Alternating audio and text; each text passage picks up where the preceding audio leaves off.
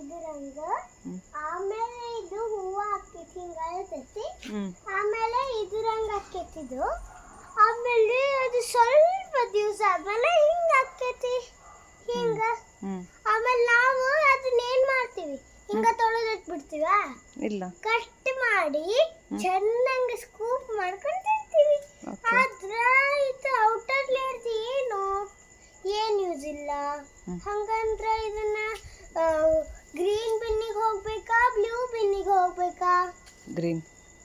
correct green thank you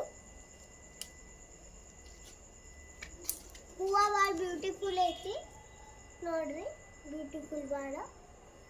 ನೋಡ್ರಿ